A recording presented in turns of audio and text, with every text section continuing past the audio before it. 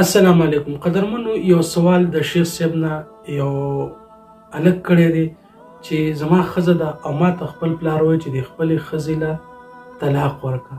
نو آیا په اسلام کې داسې څه شته چې د ښځې د پلار په خوښه باندې خپلې ښځې له زه طلاق ورکړم؟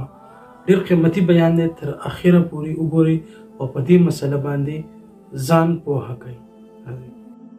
د ورو سوال کړی دی چې زما پلار ما ته وایي چې د خپله ښځه طلاقه کړه. ولې؟ وایي ځکه چې دا پخوا دا ښځه دا کومه جنۍ چې ده غوښتې وایي دا زموږ په کور کې نوکره وه او کور کې به یې کار کوه موږ سره.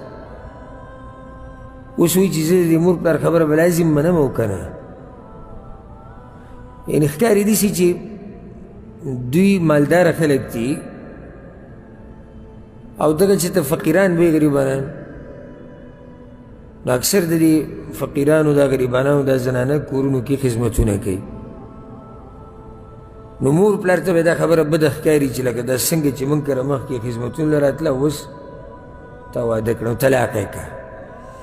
الجواب دې کې شک نشي چې د مور پلار ډېر اوچت مقام دی او د هغوی خبره منل پکار دي چې کله پکې د هغوی فایدې او بچي ته پکې نقصان نه وي. د مور پلار خبره منل واجب دي چې کله پکې د هغوی فایدې او د بچي پکې نقصان نه وي. دا خبره یاده کړئ.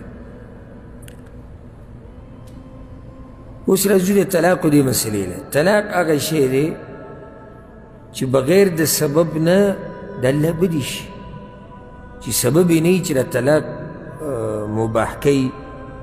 بغیر د سبب نه طلاق ورکول دا کار د الله بدي شي، ځکه چې د واده هغه نعمت هغه ته ضایع کوې او خپله کورنۍ ګډوډه کوې، خپل بچي ګډوډ کوې او کیدای شي زنانه سره پکې ظلم وکړي.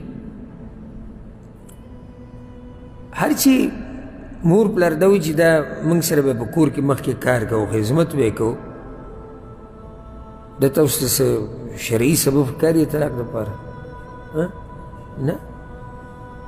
او بیا چې زنانه ښه دینداره زنانې او ښه اخلاقي او ښه درنه ښځې،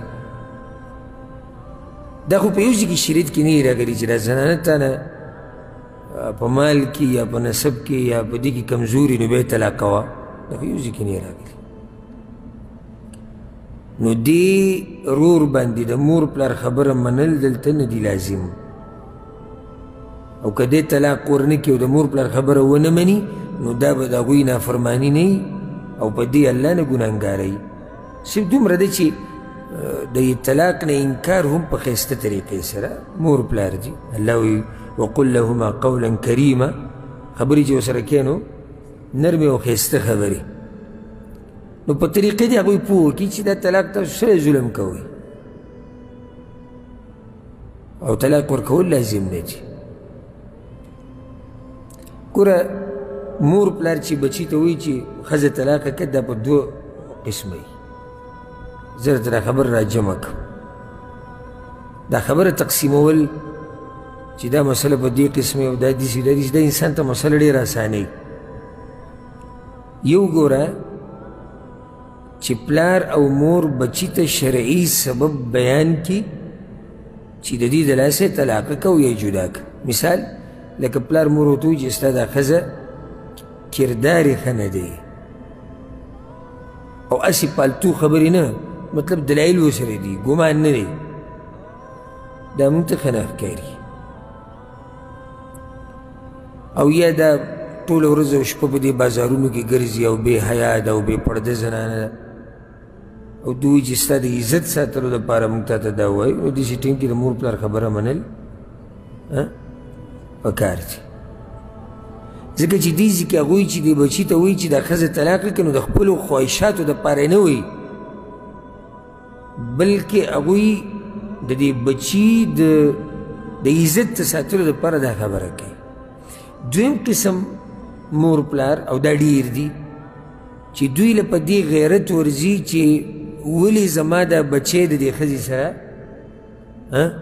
مینه محبت کوي او ولې دې ته نږدې ده، خصوصا زنانه میاندې.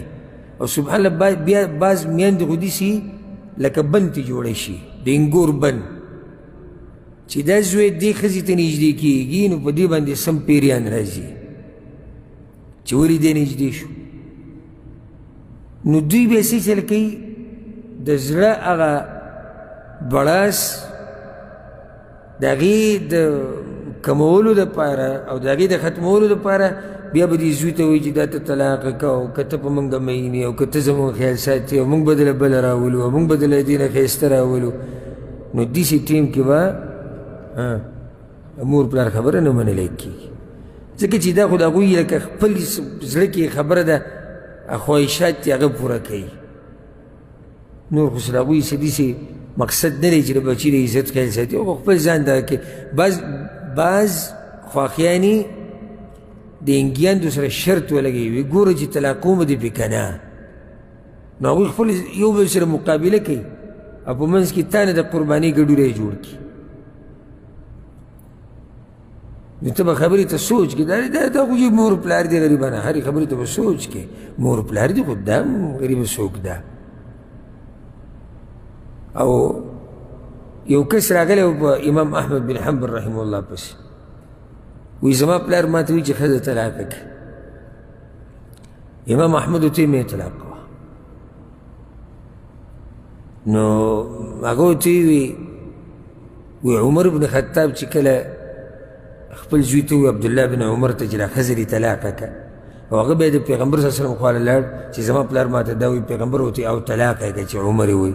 نو وګوره عمر خپل زوی ته ویلي و هغه طلاقه کړه نو ته څنګه ما ته وایي چې مې طلاق کوه. نو هغه ورته وی هل ابوک مثل عمر ولې ستا پلار د عمر په شان دی.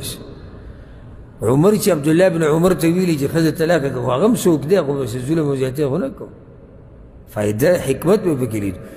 نو اوس یو سړي ته پلار وایي چې ښځه طلاقه کړه دی وایي عمر بن خطاب نه عمر بن خطاب خو څوک و چې هغه خپل بچي ته ویل هسې خو به یې نه ویل. ورسېدي په دې مسله کې والله اعلم.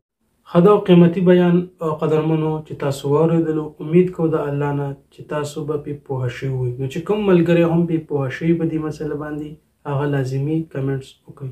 السلام علیکم ورحمة الله.